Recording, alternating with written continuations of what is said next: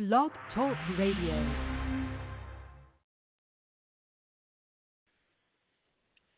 Well, good morning, Divas. My name is Candice Gish, and I'm the host of Divas That Care. I'm so sorry for our technical difficulties this morning. We were having some challenges, and I'm wondering if it's our crazy weather. Well, for any of you that just tuned in for the very first time, my name is Candice Gish, and I'm the host of the Divas That Care I was mentioning. And we've been going now for 9 years.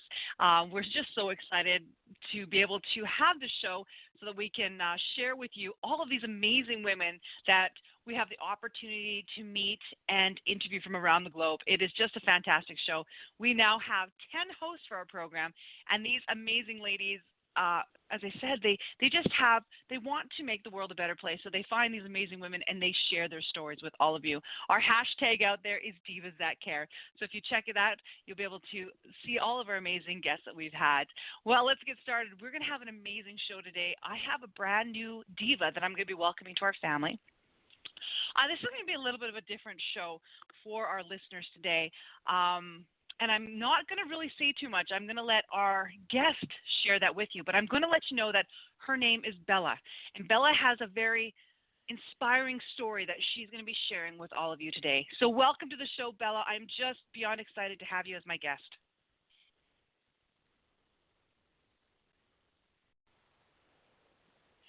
Welcome to the show, Bella.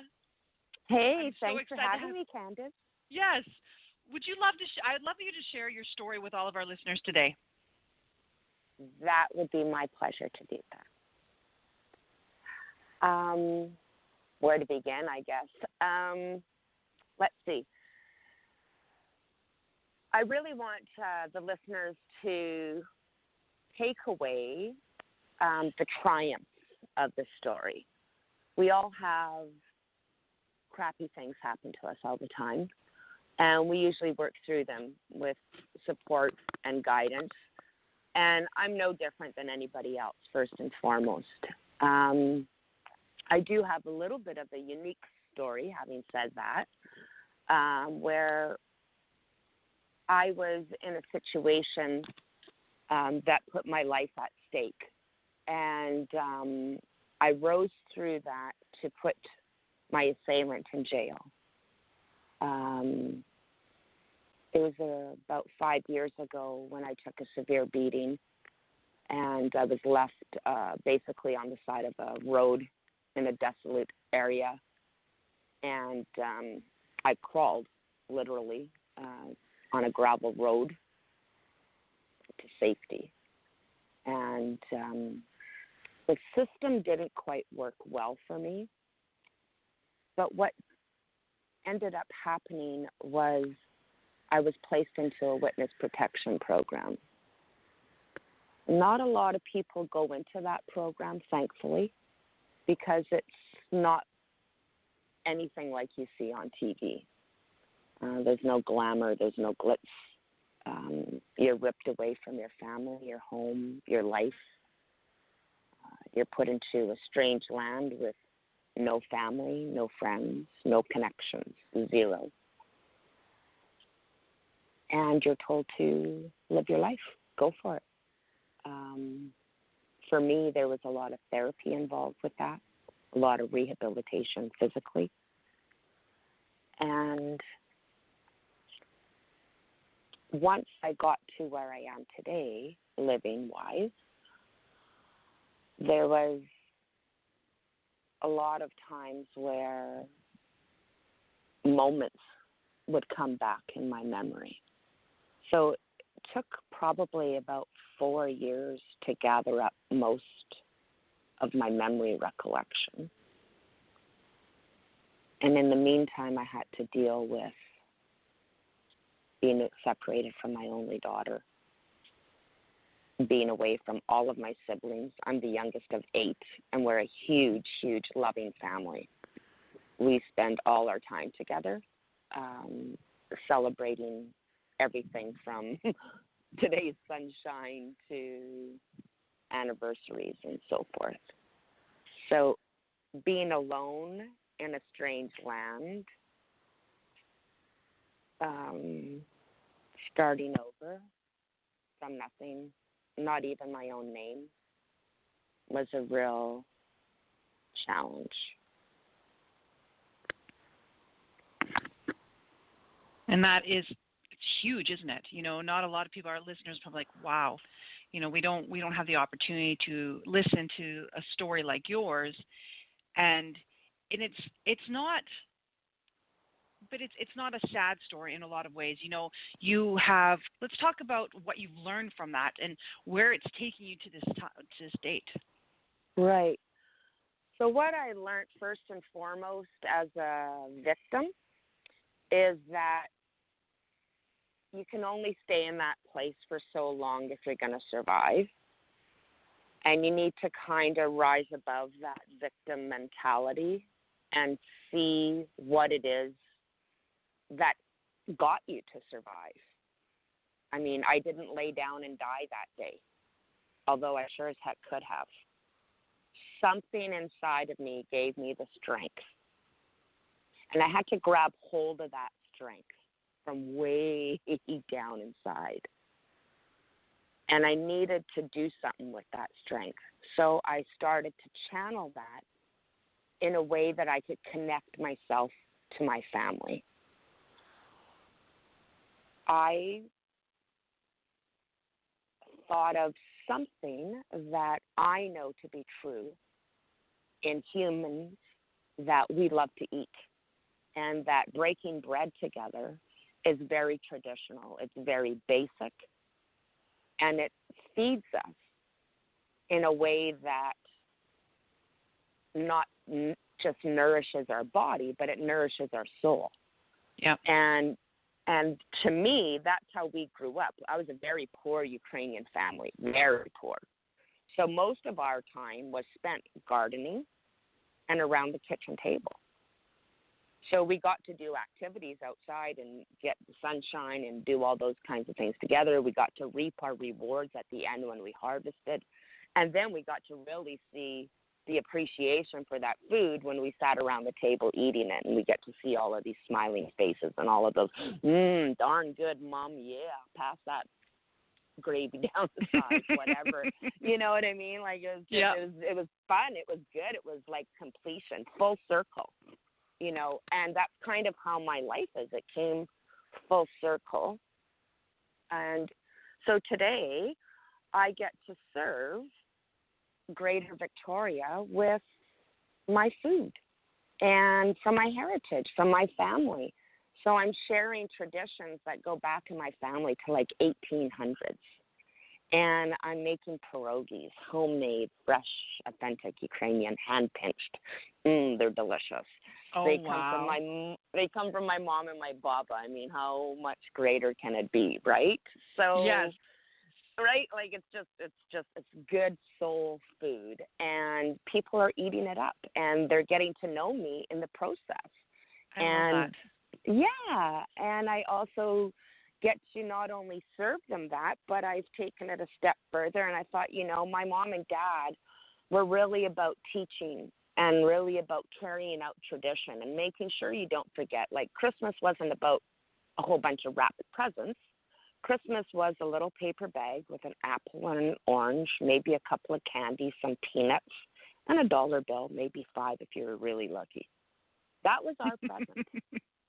Like, that was what we got. Yeah.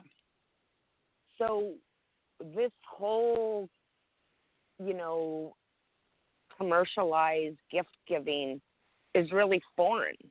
Yeah. And, you know, because we shared other things. We shared food. We shared time. We shared laughter. We shared songs. I love that. Right? We were very, very traditional. And we were poor. So we had to figure out ways to entertain ourselves. We were still human beings, after all. You know? We wanted We wanted excitement. We wanted some drama. We wanted some action. You know? We had to figure out ways to do that. So, well, and I think that's perfect, though. You know, what a way to connect with a family. I just want to kind of go back a little bit here, Bella. I know our listeners are probably like, okay, she shared a story. I want to make it clear to our listeners today is that you are still under the Witness Protection Program, correct? To a degree. To a degree. To a degree, and that's where I think the system, like I said, the system really failed me. And so it's my mission as a person who's lived through witness protection to actually introduce a law that's called the Victims' Bill of Rights. And that's my mission.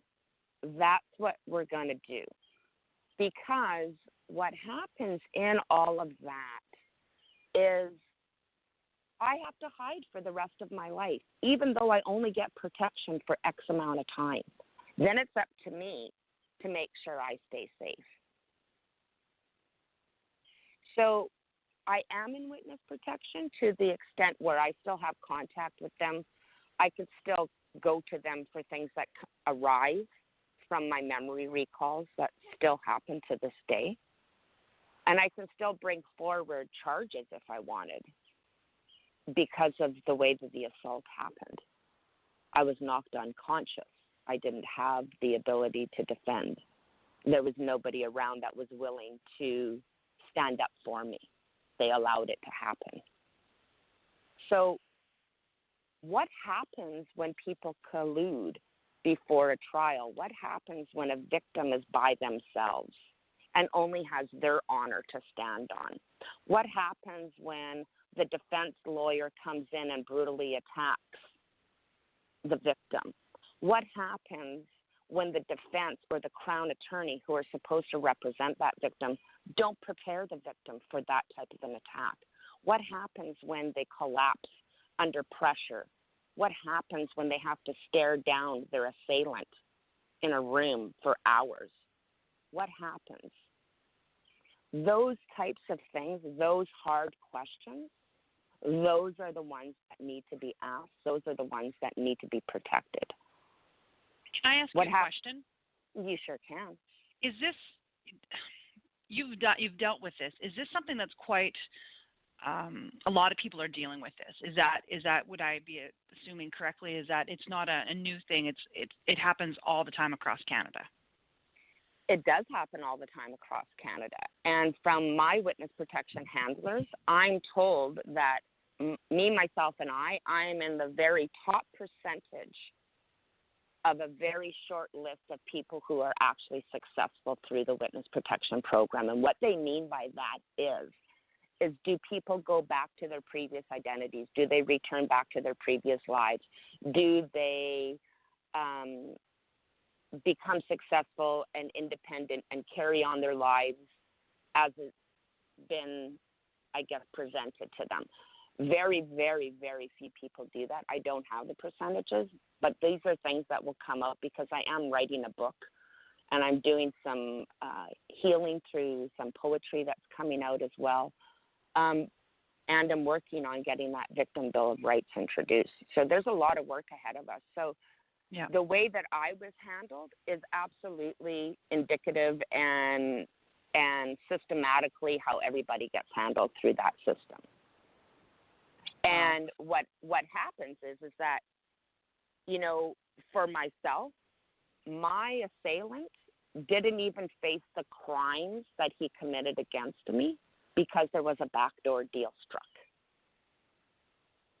So two people, the Crown and the defense, decided amongst themselves that they had better knowledge than a judge and 12 peers to go to trial, to decide how to handle this vicious repeat offender. And so they decided that he had over 43 charges against him, several of which included my assault in various ways.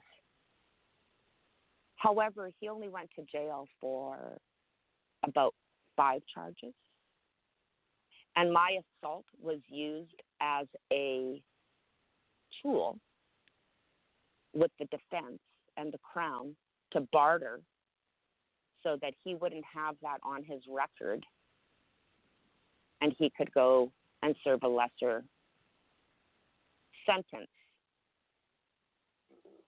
Oh, my goodness. On other crimes that involved weapons. So the Crown and the defense decided that the weapons charges were more valid and would have greater consequence for him than to allow the crime that actually happened get tried. So their backdoor deal crap, that's got to go. Like, yeah. why do we have laws in place if a judge who is supposed to be very superior in our judicial system allows two people to decide the fate of an individual when it clearly affects others, not just that one person? Yeah. And obviously it happens more than not. Oh, it happens a lot. And this is why a lot of victims don't come forward. Why go through all of that just to say, you know what, we made a deal and we decided, and your charge ain't going through, and he's going to go and do whatever. I love what you're doing, though. I love that you're working towards this Victims' Bill of Rights. I think that is such a positive thing and a positive spin on the things that you've gone through. When I had the opportunity to meet you, it was about 8 months ago, yeah. I was blown away when I had the opportunity to listen to your story and hear the entire story of it, and it brought tears to my eyes, and that fact that you had to leave your family. I think it almost destroyed me. I couldn't imagine what you've gone through in order to leave your family all behind. And you know, one of my things is that I love what you've taken from it and how you've now built your business and you're working to support people and to help people. I hope that one day that you will be reunited with your family and to be able to do the things that you want to do. Well, I'm totally going to do all of that, of course. Yeah. I do get to see my family. Oh, wonderful. We just have to meet in different locations and stuff like that, or they have to come here. I don't go there to visit them, obviously. On certain occasions, I have gone back, but those are very few and far between. So the hardest thing was definitely leaving my daughter, right? I only have one. And even though she is an adult, she's still my baby. Yes. But we had decided as a family that it was better that she have a mom that's alive than a mom that's dead. And so I had to take this new identity and move. Otherwise, I would be gone from the earth, period. Yes. When I was in protection, he served only 12 months or something like that in a minimum penitentiary on a farm, basically. And when he got out, within 3 months, he found me via the internet within 50 kilometers of the new location, 2 provinces away from where we were. So then I had to be taken back home, have my identity changed, go through all of that. And then I once again moved even further away to start this life that I have today. Wow. So it was a real, a lot of people, you just had your name changed. You didn't have to go through facial changes or anything like that. Well, being a proud Ukrainian and the baby of a family who is raised just with so much love, that namesake to me is everything. And that got ripped away from me as well. So it's not just a name. It's my namesake. It's my family. And so today, when I'm sharing my pierogies and when I share my cabbage rolls and when I teach the classes that I get to do today, I remember that I'm doing it for a greater cause. And I remember that these are the things, these are the hands that brought me so much joy in the past, and they're going to continue to do that for others in the future. Oh, wow. And, Bella, we thank you so much. I'm just beyond grateful that you have come to our show to share your story. It was a pleasure to meet with you and to listen to you. You're an amazing speaker. I hope that you'll be able to come back onto our show too once your book is finished, and we can share more with our listeners about your book and where they can pick it up and read it. For sure. Absolutely. It's been my pleasure, Candace. Can I ask you one more thing, Bella, if you would? Yeah. Could you leave today, can we leave today with some tips, things you'd like to share with our listeners? Absolutely. So as a female in the world and in the universe, we are just by nature very outgoing people because we bring life to the earth, right?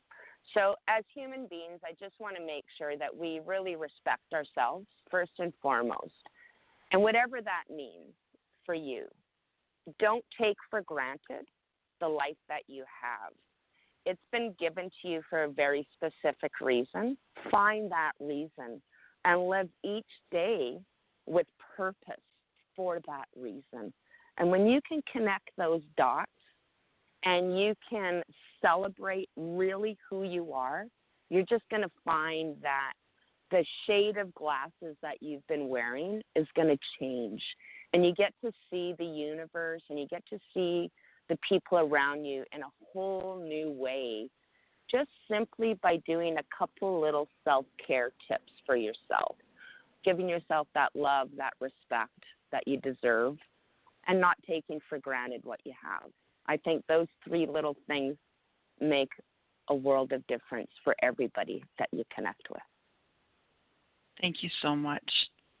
You're it was welcome such a pleasure so having you today, Bella. Oh, this was such a great show. And I just want to leave our listeners today, if you want to support Bella, her website is pierogipinchersofvictoria.ca. And I'm going to be posting that on all of our social media links so that you can check out her amazing website. Bella, it has been such a pleasure. I can't wait to have you back on our show in the future because I know that you've got so much to share with everyone. Great. Thanks a lot, Candace. I look forward to the call, and I'm going to hold you to it. You definitely have to. And you know what? Oh, and thank you to all of our amazing listeners. It's because of you that we've continued to do this program now for 9 years. And we have the opportunity to talk with these amazing divas out there, the ones that have these stories that they want to share with you. And we are just so grateful and blessed that each and every one of them has come onto our program to share with you. And you can check out all of those recorded programs on our divasthatcare.com website. And I hope that you were able to take these calls and send them to your friends and families because they are so inspirational. They are so empowering. And all these women want to change the world. So, again, thank you so much for tuning into the Divas That Care Network. I hope that each and every one of you has an amazing day. And until next time, please do something kind for somebody out there. Bye-bye. Bye.